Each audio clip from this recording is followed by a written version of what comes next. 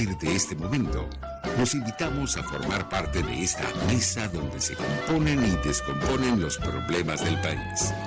RCR presenta Buen Provecho.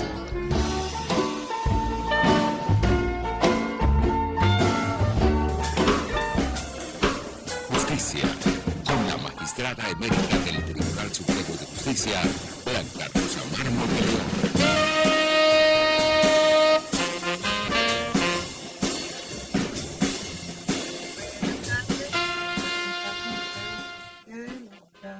Blanca Rosa Mármol de León por RCR 750. Nos pueden sintonizar por rcr.tv, RCR 750 por YouTube y por Periscope @RCR 750. Estamos en nuestro acostumbrado programa de Buen Provecho y son martes de justicia, que es el tema que predominantemente abordamos en este momento.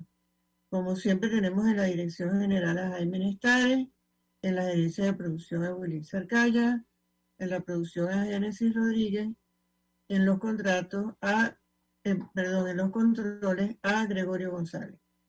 Les habla en la conducción Blanca Rosa Mármol de León. Hoy tenemos un invitado muy apreciado, especialmente por mí y por todos quienes nos escuchan, es el doctor Ángel Zerpa, magistrado legítimo del Tribunal Supremo de Justicia, con una designación igualmente legítima y perseguido por el solo hecho de haber sido designado de esa manera, con unas consecuencias muy desagradables que no vamos a nombrar ahora, pero de las que hemos hablado anteriormente. Bueno, nosotros estamos muy felices de tener al magistrado con nosotros. Doctor Ángel Zerpa, bienvenido a bordo y gracias por aceptar nuestra invitación. Muchas gracias, magistrada Blanca Rosa Mármol de León. Una vez más, encantado de estar en este programa que realmente asume una iniciativa y un liderazgo frente al tema de la justicia tan vapuleada en este país, en momentos, doctora Blanca, en donde en este mismo momento, nada menos que un presidente se encuentra en este momento reunido con el otro presidente, ¿verdad? O quien se dice tal, para impulsarlo a que vuelva al sistema interamericano de justicia. Pero bueno, otros temas podemos plantearlo y fundamentalmente yo te había sugerido lo de la decisión dictada recientemente por la Sala Constitucional del Tribunal Supremo de Justicia a través de su fallo 800 de 2002, en la cual se declaró inadmisible un recurso de nulidad parcial contra de la ley orgánica del Tribunal Supremo de Justicia que yo interpuse en junio de este año. Sí, es muy importante que hablemos de eso. Me pareció una muy buena iniciativa y quiero que lo hagamos en un lenguaje claro, como tú sabes hacerlo, accesible a todos nuestros oyentes que no son abogados, pero en el que prevalezca el sentido común, que es lo que debe caracterizar a una decisión, es decir, el razonamiento. Que cualquiera que vea la decisión, que la lea o la oiga, la entienda. Y es en esos términos que quiero que lo pongamos hoy. Vamos a empezar por decir de qué se trata. Tengo entendido que tú interpusiste un recurso de inadmisibilidad de la ley de reforma de la ley orgánica del Tribunal Supremo de Justicia y fue declarado inadmisible. ¿Es así? Yo interpuse un recurso de nulidad parcial en contra de la ley orgánica del Tribunal Supremo de Justicia, fundamentalmente de dos artículos. Un artículo es el que hace conformar la sala plena de dicho tribunal con 20 magistrados. Y el otro artículo, que es el artículo 103, que es cuando se dé una votación par, porque la sala plena está conformada de una forma par, no es impar como lo hay en muchas partes del mundo, sino de una forma par, son 20 y por lo tanto 10 y 10. Entonces, si se diera una votación par, el presidente o la presidenta del Tribunal Supremo tendría el doble voto para desempatar, lo cual en mi criterio afecta el concepto de tutela judicial, porque el presidente del Tribunal Supremo de Justicia no tiene 2 criterios, sino que tiene un solo criterio. Un voto, un criterio. Por lo tanto, sería anormal, sería inepto un Tribunal Supremo de Justicia que en su sala plena, si se quiere la más importante, vaya a tener una conformación par a los efectos de resolver esa posibilidad de votos par. Lo cual no sucede en ninguna otra de las salas del Tribunal Supremo de Justicia, ni en la sala de casación, la sala constitucional, que actualmente tiene una conformación de 5 y por lo tanto es una conformación impar, y en las otras salas del Tribunal Supremo de Justicia, y que por lo tanto es que tienen 3 y que por lo tanto es una conformación impar. Todo el abanico de tribunales colegiados del país tienen una conformación impar, todos. La Corte Marcial, las Cortes en lo contencioso administrativo, las salas de casaciones penales, etcétera. Perdón, las Cortes de Apelaciones Penales, todas tienen una conformación impar. Y esto es una cosa que viene desde hace mucho tiempo, milenariamente. Yo, en ese recurso, estimada doctora, yo hice una comparación de 116 países del mundo, en los cuales todos tienen formación impar de su máximo tribunal, y de las constituciones que hemos tenido en Venezuela, de las 26 constituciones, en 19 constituciones siempre ha tenido una conformación impar.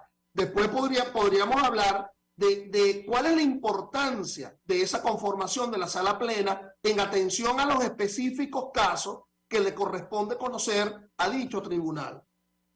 Exactamente, es muy importante lo que has dicho y lo has explicado y lo has dejado claramente establecido.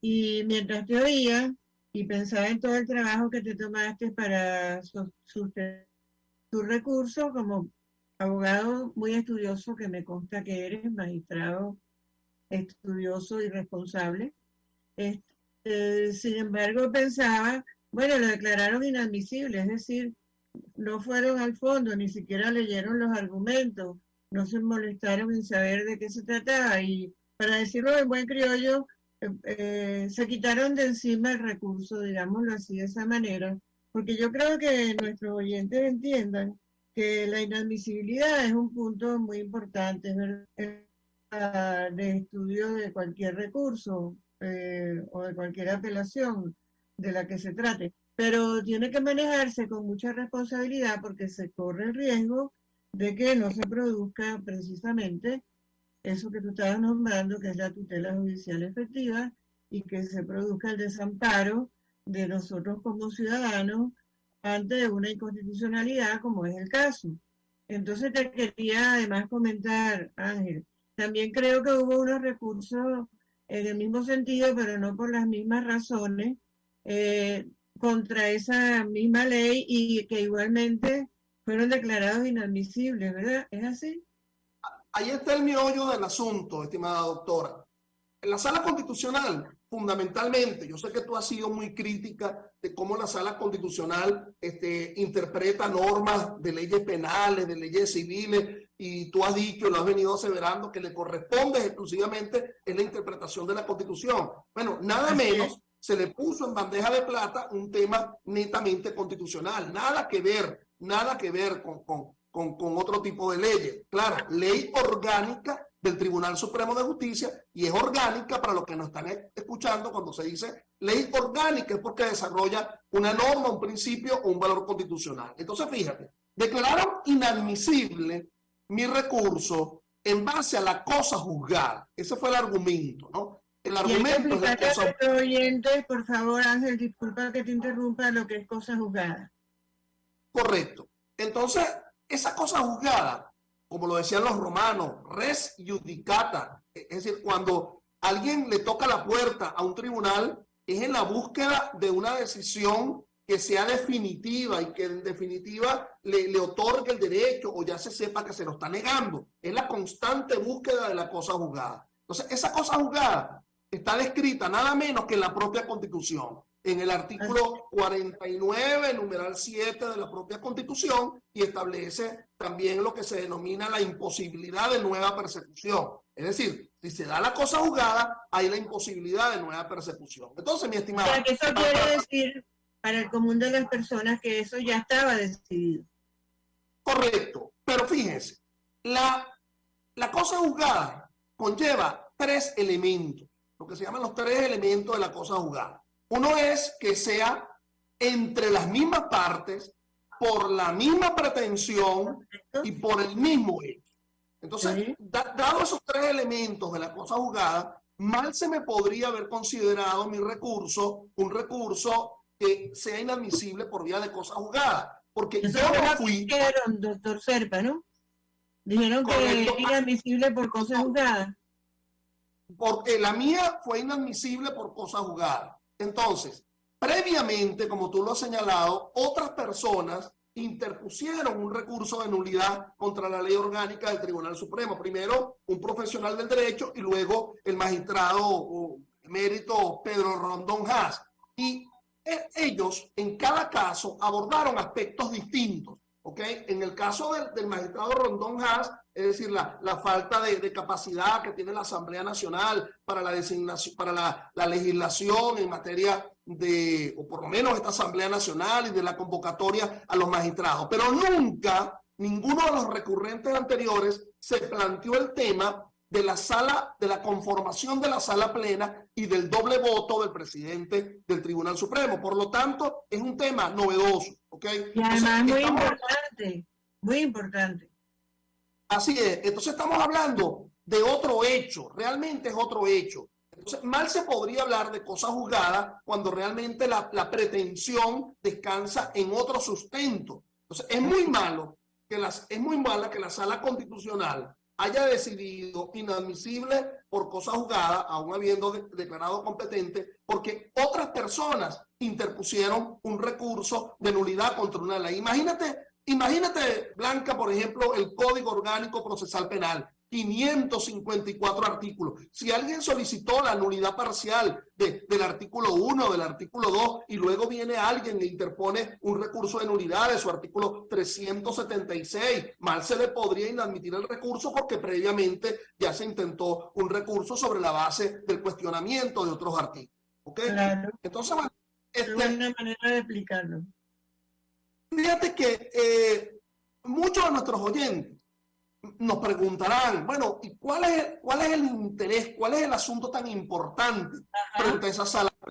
Yo creo que aquí nuestros oyentes tienen que entender que existe la sala de casación civil, la sala político-administrativa y la sala de casación penal. La sala de casación penal que tú integraste de una manera honorable y realmente tus decisiones en muchos aspectos, en el aspecto procesal y en el aspecto sustantivo material, son cosas de verdad de primer orden. Yo recuerdo aquellas discusiones entre votos salvados, entre tu persona y el magistrado Angulo Fontivero, en el momento Que llegó a salvarme el voto al voto salvado. Pero eran decisiones bien interesantes, muy interesantes. Inclusive, eres la única decisión proviene de ti en la cual se declara o tú manifestaste la inconstitucionalidad de ese artículo 374 del Código Orgánico Procesal, en donde una persona se le concede la libertad y luego, porque el fiscal indica efecto suspensivo, se le restringe la libertad. Ahora bien, esa sala de casación penal lo que va a conocer es el recurso de casación. La sala plena, como lo establece el 266, numeral 2 y 3 de la Constitución, establece o tiene dentro de sus competencias, tiene muchas. Una, digamos, que no tiene nada que ver con lo penal, que es la resolución de los conflictos interjurisdiccionales. Por ejemplo, dice un tribunal de protección del niño, bueno, si se están divorciando los papás del niño, es a mí quien me corresponde el divorcio, y dirá la sala de casación civil, no, es a mí a quien me corresponde el divorcio, se plantea un conflicto interjurisdiccional y lo resuelve esa sala plena. Ahora veo que también la sala plena está designando extensiones judiciales, y veo que por ejemplo, las extensiones en las regiones las está creando la propia sala plena. Pero la que quiero significar es la penal, el enjuiciamiento de los altos funcionarios públicos. 266, numeral segundo, el presidente de la República. 266 de la Constitución, numeral tercero, la cabeza de los otros poderes, de los poderes públicos nacionales, el enjuiciamiento de los altos funcionarios. Hay algo que quizás mucha gente recuerda, pero como aquí todo es una cosa tan cambiante, apenas el año pasado, en 2021, se firmó un memorándum de entendimiento entre el gobierno de la República Bolivariana de Venezuela y la Corte Penal Internacional. Ese memorándum de entendimiento, fundamentalmente, lo que se deriva de él es que está activado lo que se llama la complementariedad. Es decir, que la Corte Penal Internacional va a esperar si los tribunales nacionales enjuician a los que sean incursos en delitos de lesa humanidad, etcétera, etcétera. Bueno, nada menos, ya tú bien lo sabes porque lo has venido reseñando acá, en los 3 informes los 3 informes del Comité Especial sobre los Hechos de las Naciones Unidas, ha establecido que los sucesos que se dieron desde el 2014, en los cuales sí ciertamente, como tú lo indicas, yo, mi persona, Ángel Serpa, fui víctima de uno de ellos en el 2017, se asumía la cadena de mando, lo dice expresamente en esos informes de determinación de los hechos. Se dice que la cadena de mando estaba allí integrada para ordenar la comisión de delitos de lesa humanidad. Imagínense ustedes, yo no quiero personalizar tanto el caso mío, pero en el caso mío es evidente. Es decir, un alto funcionario público lo dijo por televisión, que nos detuvieran a todos, y otro alto funcionario público que era diputado de la Asamblea lo sacó en su programa. Es decir, ¿qué más muestra de un tema de cadena de mando? Pero así como en el caso mío, que digamos que es el más leve en relación con otros casos realmente atroces, como el caso de, siempre lo significo, del concejal Albán y otras personas, siempre se ha significado el tema de la cadena de mando. Entonces, si son altos funcionarios... Eso sí es inadmisible. Eso sí es inadmisible, pero en otro sentido. En el sentido... Ajá. En el sentido de la significación. Correcto, eso sí es inadmisible. Eso sí es inadmisible que se hubiese decidido. Entonces, esos altos funcionarios públicos, por vía de la complementariedad, deben ser enjuiciados por la Constitución y por el Código Orgánico Procesal Penal, por la Sala Plena del Tribunal Supremo de Justicia. ¿Y cómo podría esa Sala Plena enjuiciarlo si ya esencialmente tiene una ineptitud por la manera como está conformada? Tú me dirías, y cualquiera podría decir, bueno, ¿y quién te ha dicho que siempre va a salir 10 votos a favor o 10 votos en contra? Bueno, está bien, pero es una posibilidad. Bueno, yo te quiero decir algo, si me permites, Ángel, porque me lo trajiste a la mente cuando leí tu recurso y todos los comentarios, que justamente cuando se habló aquí del golpe de Estado, cuando estaba Chávez en el poder y fue a la Sala Plena, te debes recordar la decisión salió 11-9.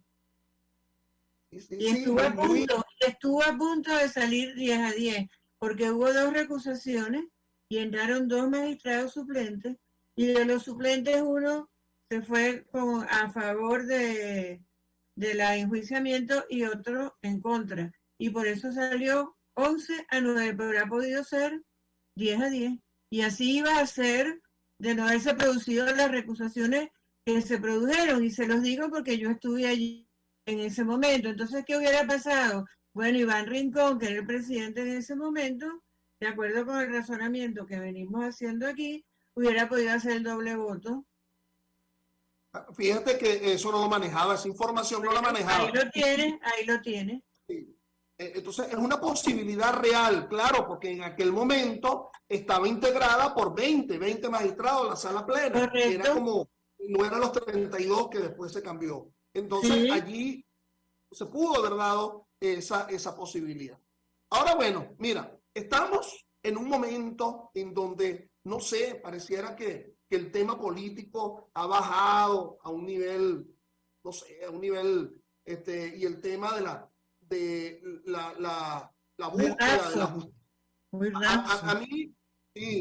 A mí, yo soy muy suspicaz, Blanca, con ese tema del presidente Petro solicitándole a Maduro la incorporación en el sistema interamericano de justicia. Ojalá eso llegara a ocurrir, ojalá la comisión y la corte y que se ejecuten los fallos. Pero cuidado si más bien esa posibilidad, que no es cierta, esa posibilidad sería un tanto como para hacer ver que ya sí se hizo un trabajo y que por lo tanto ya no es necesario activar lo de la Corte Penal Internacional, porque ya se está aceptando pertenecer. Cuidado, porque la Corte Penal Internacional enjuicia criminales. Exactamente, y es muy bueno que lo hayas aclarado.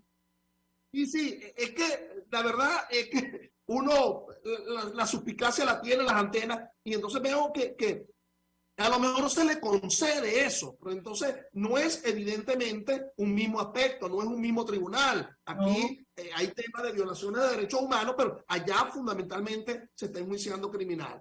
Por cierto, que mucha gente me dice, bueno, y frente a esa inadmisibilidad, ¿qué puedes hacer? Entonces yo me digo, bueno, ya la sala constitucional es la sala máxima, ya no podría yo hacer nada, no sé, sería solicitar una aclaratoria.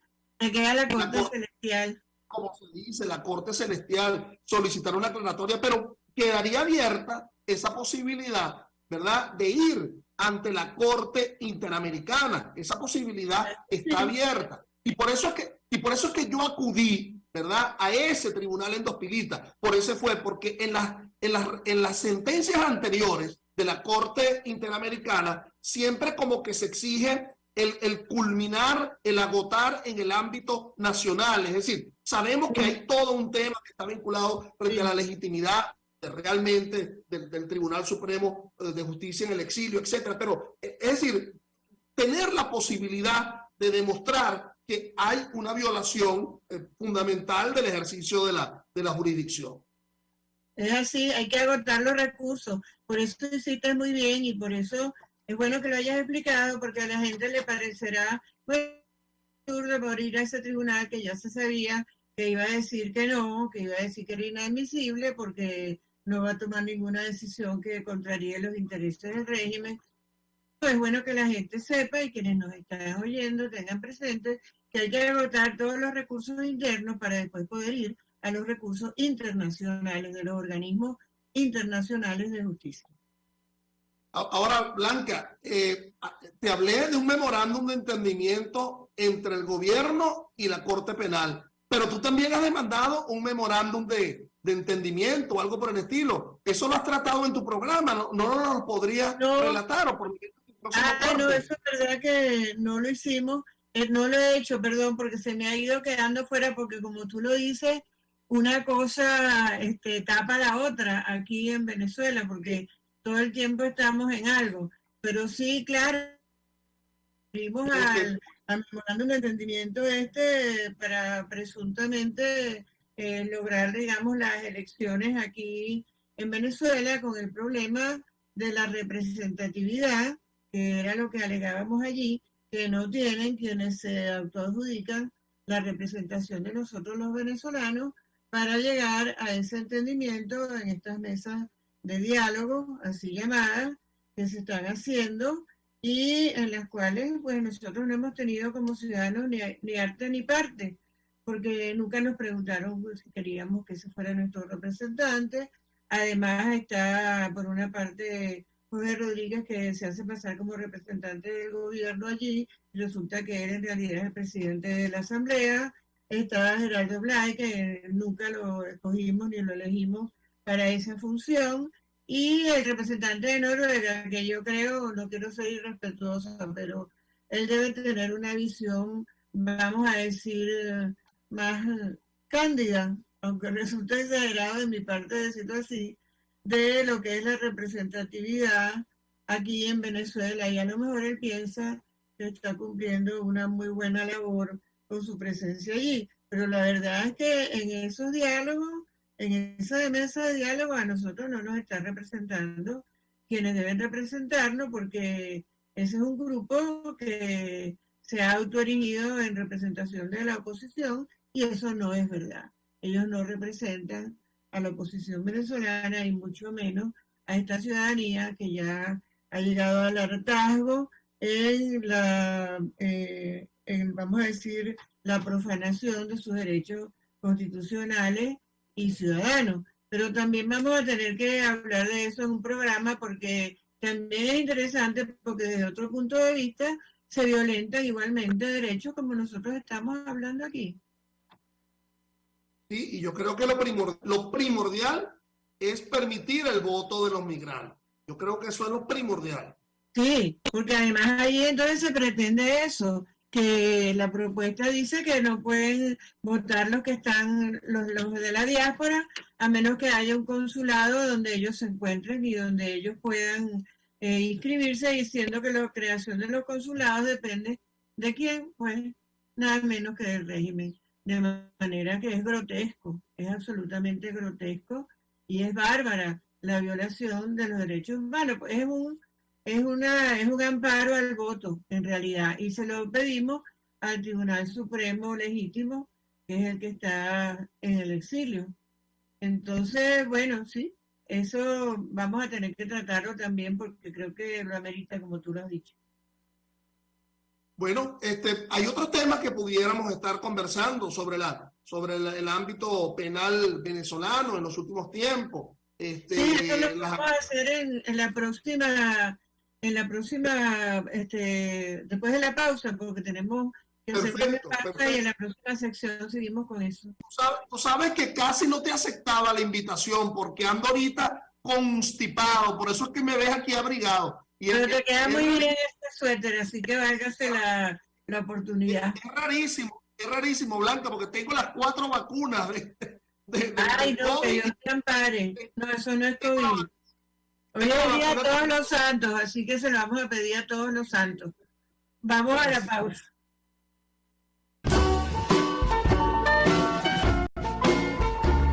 Escuchas Buen Provecho por RCR 750, la radio que se ve.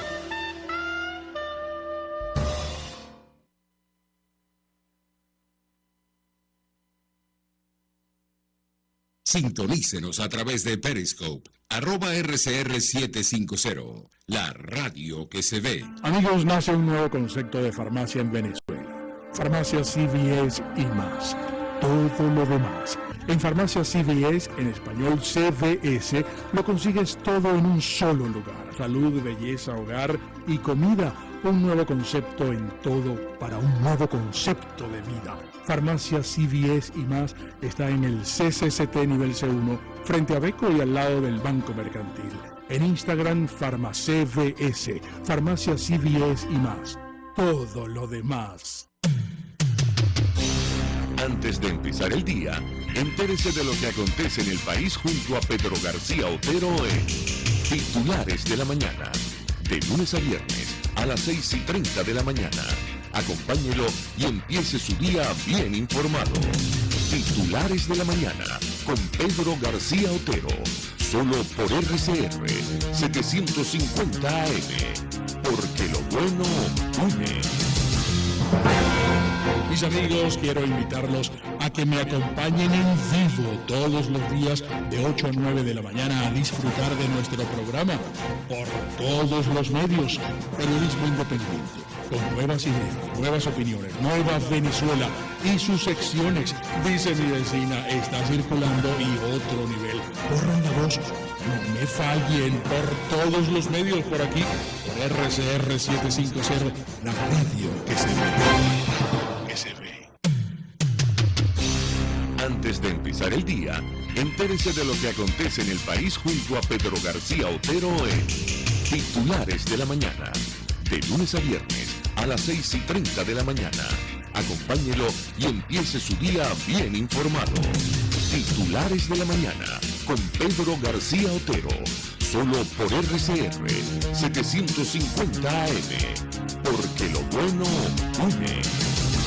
Pluralidad contigo. Respeto contigo. Responsabilidad contigo. Libertad contigo. Estamos contigo y punto. De lunes a viernes a la 1 de la tarde. Contigo. solo por RCR 750 AM, porque lo bueno une. RCR 750 AM, porque lo bueno une.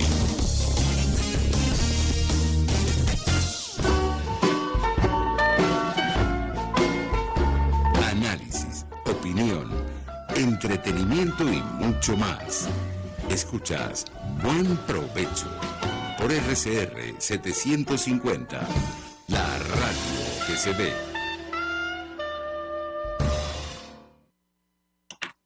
Sí, bueno, aquí estamos de nuevo con ustedes. Les habla Blanca Rosa Mármol de León por Radio Caracas Radio en el programa Buen Provecho.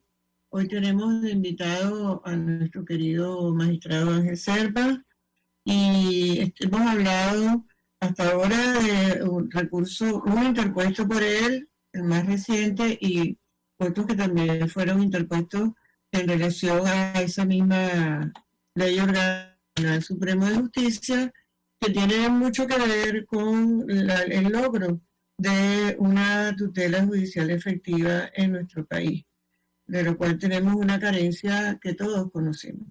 Entonces, seguimos con el doctor Ángel Serpa, a quien le voy a dar la palabra, y tenemos otras cosas que conversar con ustedes.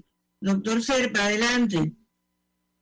Sí, Blanca, hay un tema que a mí particularmente me está llamando mucho la atención y uno lo percibe en los tribunales, uno lo percibe en la gente que le hace consultas a uno, clientes o no, estudiantes, etcétera, que es el tema de estar otorgándole a la víctima del delito, la posibilidad de acusación y la posibilidad de investigación, prescindiendo el propio Ministerio Público de su ejercicio, de su titularidad de la acción penal, y lo cual es por lo pronto paradójico. ¿Okay? A partir de diciembre de 2018 surgió un criterio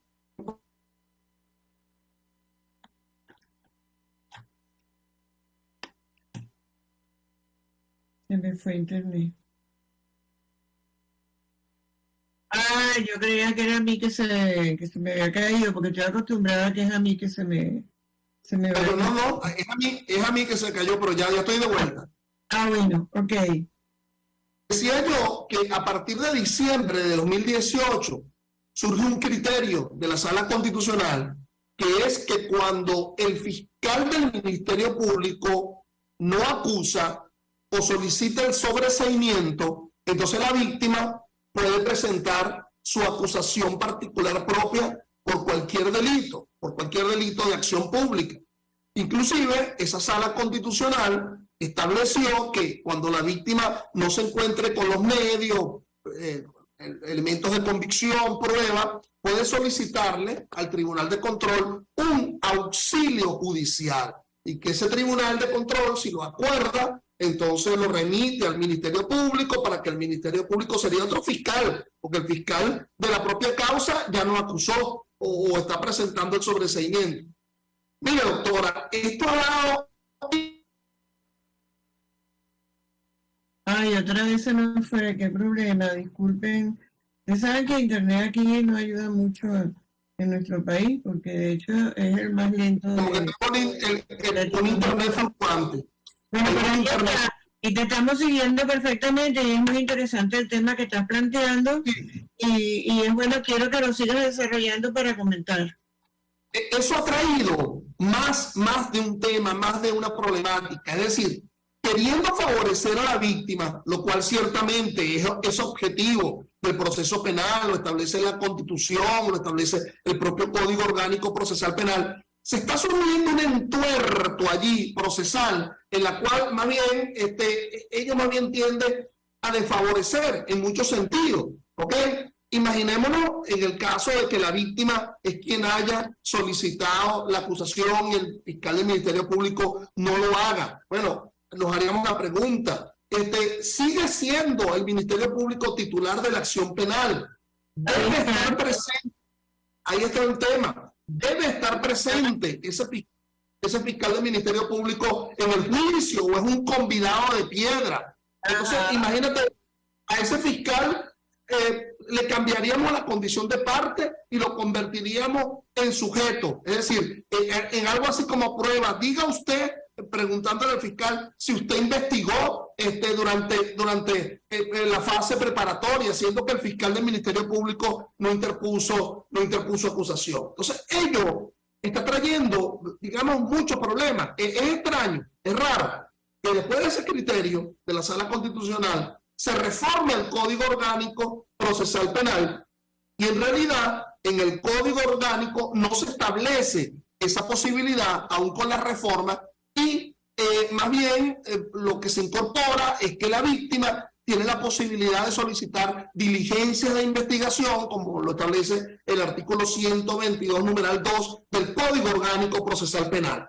Entonces, fíjense, aquí no solamente se está poniendo a pelear, digamos, al procesado con respecto a la víctima, sino que se está poniendo a pelear a la víctima con respecto al Ministerio Público. El Ministerio Público negando la posibilidad de intentar la acción y la víctima afirmando la posibilidad de intentar la acción. En ello ha tenido mucho cuidado otros países, como por ejemplo Colombia o los Estados Unidos, en darle esa posibilidad a la víctima en delitos de acusación privada, en delitos de acción pública. Y esto en definitiva, mi estimada, es la confesión de que el poder público no se hace capaz, ¿verdad?, de poder asumir todo un proceso con investigación y todo esto, con lo cual se está una suerte de privatización del sistema acusatorio. Privatización que algunas veces podría ser loable en función de víctimas, imaginémonos víctimas violencia de género o sistema o de aflicción a los menores. Pero en condiciones normales, esto de verdad, este desencuentro trae, digamos, no pocos problemas del asunto. Y no, que digo que además tiene una observación que me parece algo muy peculiar, que es que prácticamente queda sometido el Ministerio Público a, vamos a decir, una especie de supervisión o control por parte de la víctima subsidiariamente, porque de no tener la iniciativa de ejercer la acción, siendo delitos de acción pública, como tú bien lo acabas de decir, entonces le queda a la víctima como una especie de potestad de revisión, buscando el auxilio judicial y siguiendo como un juicio paralelo, y eso es absolutamente carente de toda lógica. Y como tú bien lo acabas de decir, yo creo que en el fondo lo que significa y lo que da a entender es que no pueden con lo que tienen entre las manos, pero sobre todo, y lo voy a decir de una vez para no quedarme con eso en el pecho, es que ese no es un asunto de la Sala Constitucional, ese es un asunto penal. Y por eso es que llegamos a este tipo de posturas o criterios, como lo quieran llamar. Eso no debió haber pasado nunca, ni se debió haber revisado por la Sala Constitucional, ni debe ser tenido en cuenta. A los efectos, mi opinión. Adelante. Ese argumento suyo, doctora, lo llegó a manifestar varias veces en las reuniones de la plena, de que la Sala Constitucional no tiene esas atribuciones. Sí, yo lo dije que no tenían por qué interferir en la materia de la sala, y sobre todo, Ángel, es que la interferencia es notable en la sala penal. No sé si te has fijado, pero donde más interviene la Sala Constitucional es en los asuntos de la sala penal, o vamos a decir, de la parte penal, del proceso penal, o inclusive la parte sustantiva penal.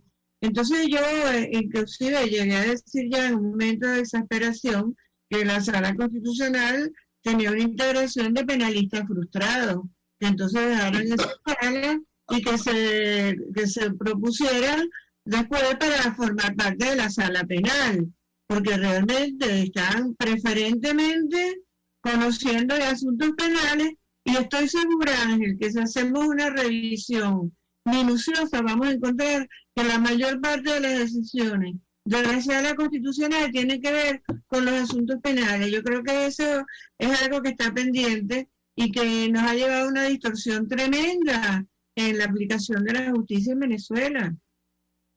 La mayor muestra es el laboralista constitucional, magistrado de la Sala Constitucional Carrasquero, que creó el dolo eventual. Constitucional. Es decir, lo único eventual, como digo yo, era la justicia. Lo único eventual en la aplicación del dolo eventual era que se llegara a la justicia. Eso es lo único eventual. Realmente sería muy eventual que se pudiera llegar a una decisión justa por esa vía y por ese criterio que lo abrazaron con un entusiasmo desbordante muchas personas y especialmente algunos magistrados, lo cual me horrorizó igualmente. Entonces, bueno, esos son, es bueno. Por no hablar, para salirnos de nuestro campo, estimada Blanca, salirnos de lo penal, e imagínense la creación por parte de la Sala Constitucional del concubinato putativo. Es decir, cualquier estudiante de Derecho sabe que para ser concubino o se es viudo o se es divorciado, pero un casado, bueno, ahí está dentro del Código Civil la imposibilidad. Entonces se crea esa figura del concubinato putativo, una cosa que quizá no se... Y entonces hay que reformar, bueno, yo no sé, te digo que eso va con todo lo de los valores y con toda esta situación tan difícil que estamos viviendo, lo del aborto también, tantas cosas que son muy difíciles porque atentan contra principios hasta de humanidad, principios básicos, ¿verdad? Entonces, mira, el que quiera tener una concubina legalmente establecida, bueno, que no esté casado, y además si tiene una concubina, viene la pregunta, entonces puede tener otra concubina también, entonces hay un matrimonio más el concubinato putativo más el otro concubinato, entonces ¿cómo es esto? ¿Dónde empieza y dónde se termina? Creo que nos está jugando de nuevo internet sucio con la conexión del doctor, pero estábamos en un tema, todos los temas son interesantes porque indudablemente los temas que tienen que ver con el derecho tienen que ver con la vida de los ciudadanos. Y bueno, y como está dicho, la justicia es la paz. Si no hay justicia, no puede haber paz. Y es ese sentimiento de injusticia, de no aceptar lo que está pasando, lo que hace que se recurra entonces a la justicia por mano propia, a la violencia, y se manifiesta de muchas maneras, no solamente en el área penal, con la comisión de delitos, con lesiones, con homicidios, ese tipo de reacción ante situaciones de agresión, sino también se da en las situaciones civiles, cuando la persona, por ejemplo, cree y no logra de ninguna manera que se haga justicia en su casa, en su caso, entonces se va a las vías de hecho, lo cual hace nula la actuación del Estado y la actuación de los tribunales. Algo de eso había en eso que estuvimos hablando ahorita recientemente con el doctor Serpa, y que es eso de que, bueno, si la víctima no está satisfecha con lo que hizo el Ministerio Público en un determinado caso porque no acusó o porque no hizo lo que pensaba que era justo, entonces ella tiene el derecho, de acuerdo a la inefable Sala Constitucional, de hacer entonces una acusación por su parte, siendo que eso se da solamente para los casos de acción privada, que son generalmente, que son pues los que tienen menor gravedad, y no los de acción pública, que son en los cuales hay también un interés general de la sociedad para que se proteja ese derecho, y por eso es indispensable que actúe el fiscal del Ministerio Público. Bueno, estos casos que estamos hablando aquí en el día de hoy, que como ustedes saben, abordamos asuntos de justicia, porque decidimos cuando nos concedieron, y le agradecemos altamente a Jaime Nestares y a RCR la oportunidad de hablar por aquí y de comunicarnos con ustedes, que era importante dedicarle este tiempo a la consecución de la justicia y a todo lo que tiene que ver con tribunales, porque uno siente en la calle y en la ciudadanía que existe ese problema de la insatisfacción con la administración de justicia en Venezuela y más que todo hoy en día. Nosotros sabemos que en este momento no tenemos jueces de carrera, yo se los he dicho por aquí en reiteradas oportunidades.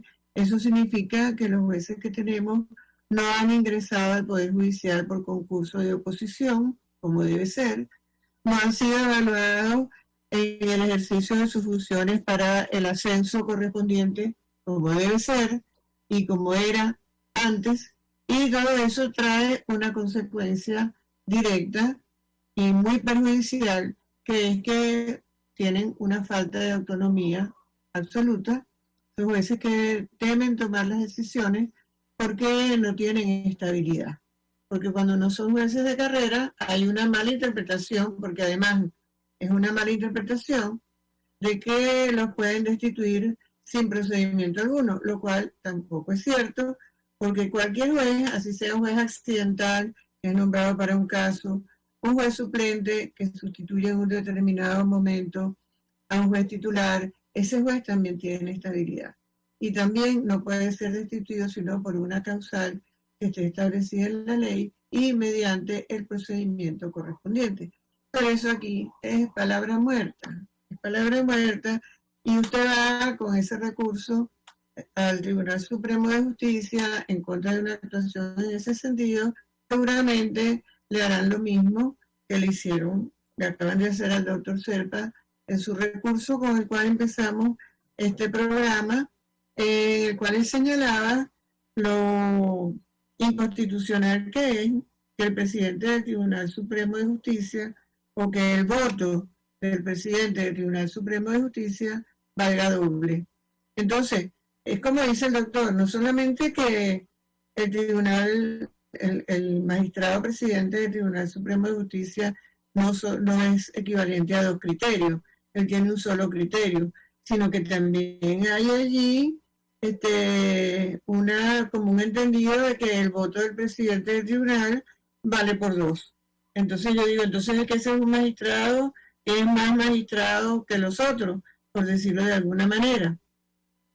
Y nos contaba el doctor Serpa todas las consecuencias que en la vida práctica, en la vida nuestra, nos puede traer esa situación de un voto doble del presidente del Tribunal Supremo de Justicia.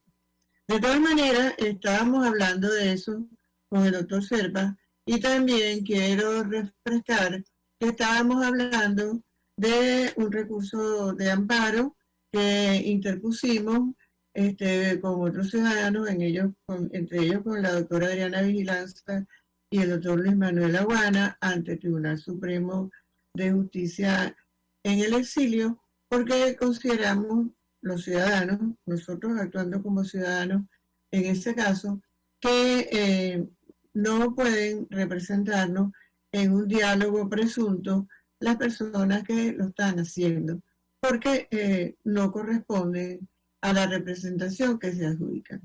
Ni siquiera el del gobierno es del gobierno, porque es Jorge Rodríguez y es de la Asamblea Nacional, y el que representa a los ciudadanos tampoco fue electo por nosotros para una representación de esa naturaleza. Lo de que represente el del Poder Legislativo al régimen en esa comisión no debería sorprendernos, porque sabemos que aquí hay una confusión total entre los poderes. Aquí no hay independencia de poderes. El legislativo actúa como ejecutivo, el ejecutivo como legislativo y el judicial como legislativo y como ejecutivo en oportunidades, de manera que aquí llaman independencia de poderes, desapareció y con ello la democracia. Ese es el problema que nosotros tenemos con la justicia aquí en Venezuela.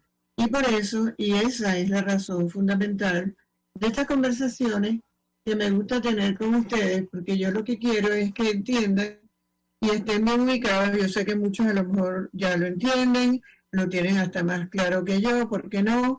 Pero siempre habrá quien se beneficie de estas conversaciones. Y de eso se trata. Eso es lo que yo quiero, lo que yo pienso que como magistrada emérita después de haber tenido 37 años de ejercicio en el Poder Judicial, empezando de defensora pública de presos y llegando hasta magistrada de la Sala Penal, puedo y debo hacer a favor de nuestro país. Porque cada quien en Venezuela tiene que poner su granito de arena y aclarar, explicar y hacer entender a las personas hasta dónde llega su derecho y por qué tiene que ejercerlo y en qué forma se lo están atropellando. Yo creo que es una de las maneras más importantes de ayudar a que recuperemos la democracia en Venezuela. Hay un tema que a mí me preocupa siempre mucho, ya nos estamos acercando al final del programa, pero no quería dejar de decirlo, que es que aquí hay unas ejecutorias judiciales realmente perversas, con unas decisiones que no tienen ningún sustento y de que son de una injusticia escandalosa, pero que quedan anónimas. Porque aquí se nombran las decisiones que son terribles, especialmente en el ámbito penal, y no se da el nombre de los jueces. Son decisiones anónimas, porque se dice el juez 3, el juez 4, el juez 19, y con eso quedan absolutamente escondidos, esta es la palabra, los autores de esas violaciones gravísimas del derecho y de la Constitución. Entonces yo insisto siempre en que cuando se hable de alguna decisión, se debe decir el nombre del juez o de los jueces que la tomaron, y yo los insto a que así lo hagan cuando hagan referencia a una decisión en concreto que les interese o que nos interese a todos. Lamentablemente se nos acabó el tiempo. Le doy las gracias al doctor, si me está oyendo, por su intervención el día de hoy en este programa. Gracias a Radio Caracas por la oportunidad, gracias a ustedes por estarnos acompañando, y será hasta el próximo martes a la misma hora por RCR. En buen provecho. Hasta entonces. Justicia, con la magistrada emérita del Tribunal Supremo de Justicia, Blanca Rosa Mármol de León.